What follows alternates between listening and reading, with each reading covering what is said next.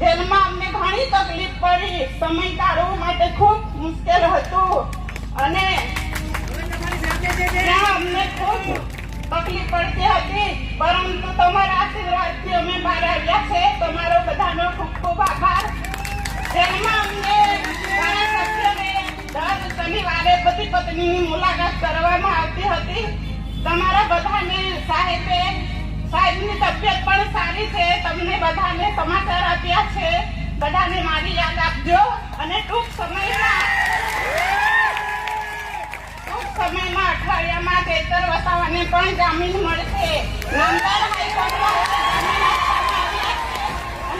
હાઈકોર્ટનો અમે આભાર માનીએ છીએ. ન્યાય પ્રણાલિકા પર પૂરો ભરોસો છે.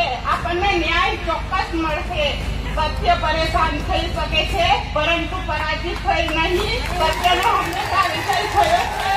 તે ધારાસભ્ય સડકથી સદન સુધી લોકો માટે લડે છે, લોકો માટે અવાજ ઉઠાવે છે.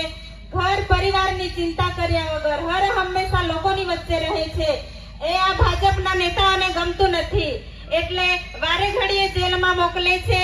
પણ આપણે એનો બદલો લેવા માટે તમે બધા તૈયાર છો ને? આપણે બદલો લેવાનો છે.